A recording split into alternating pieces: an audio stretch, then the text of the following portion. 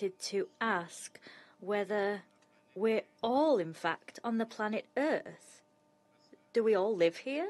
Because you will have noted that Rwanda is putting forward the same arguments, the hackneyed arguments regarding the origins of the conflict, despite the fact it's been established here that Rwanda is the origin of the conflict. It didn't begin with the FDLR.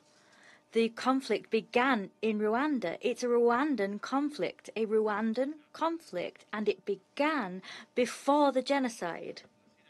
The genocide began with the killing of President Abdurrahman. That's the origin of the current conflict.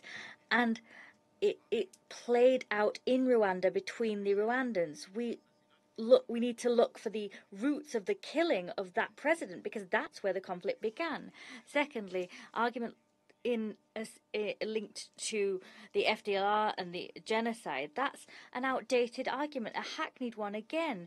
Here, a Rwandan ambassador clearly stated that the FDLR phenomenon is no longer a threat to Rwanda because the FDLR have been practically rooted out entirely. That was said here. However, we said, if that's the case, okay, we will contribute to the operation ironing out the FDLR. But if that didn't happen, well, it's Rwanda's fault. They confused everything.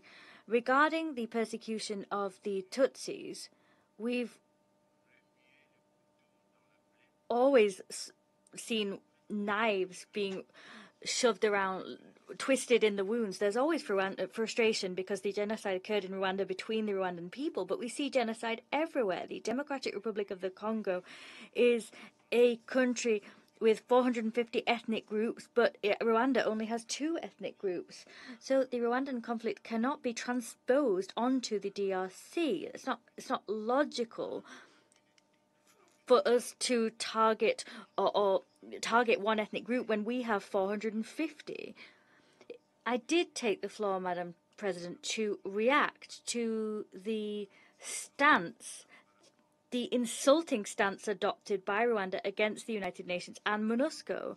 We can't understand Rwanda as a TCC denigrating throughout the whole day UN reports saying that Rwanda is invading the territory of the DRC, including the fact that they're perpetrating grave violations of human rights. That's what MONUSCO has reported to us here. We can't understand that Rwanda, as a TCC, is slandering these reports, besmirching MONUSCO's work, but nevertheless welcomes the fact that Rwandan nationals are appointed by the Secretary-General to senior positions in the United Nations. And at the same time, they're delighted to be a TCC to the United Nations, despite the fact that they never accept a single report that it issues. That's what I wanted to come back to, Madam President.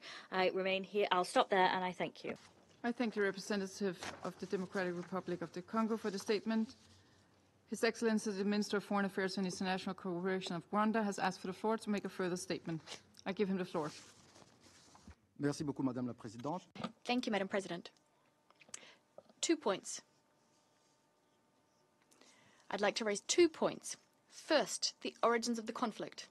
It's true that in 11 days we will be commemorating the 31st anniversary of the genocide perpetrated by the Tutsis in Rwanda. We have a population of 7.5 million and over 1 million people perished.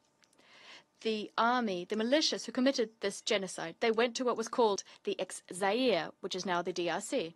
This movement, these groups, in fact, which are now called the FDLR, were maintained, supported, funded by successive governments in ex-Zaire and the DRC. Just a few days ago,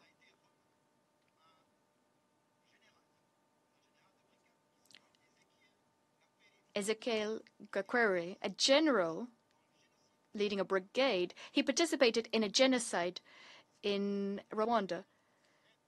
He even participated in the assassination of the last queen of Rwanda, and he was handed over to us.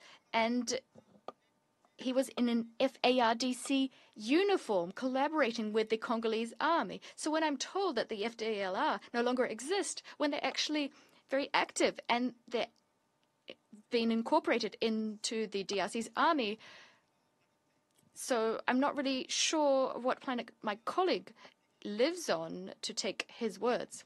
Moving on to territorial integrity. This is a tenet of international law. It wasn't invented by the DRC. It also applies to Rwanda. Since 2018, we've seen over 20 attacks perpetrated by the FDLR and by other groups, including the FARDC, on our territory. There were attacks in 2018 by the FLN. They killed 9 people, including a 13-year-old girl, Ornella, and Isaac, a 17-year-old boy. In 2019, in October, attacks were perpetrated by the FDLR. 15 people lost their lives. In 2022, same again. During the battle for Goma, 200 houses were attacked by the Congolese army, launching their attack from the airport in Goma. So when we talk about territorial integrity, that applies to all countries across the board. Rwanda was the victim. Its sovereignty and territorial integrity was violated on numerous occasions by the FARDC. That's what I wanted to say, Madam President. Thank you.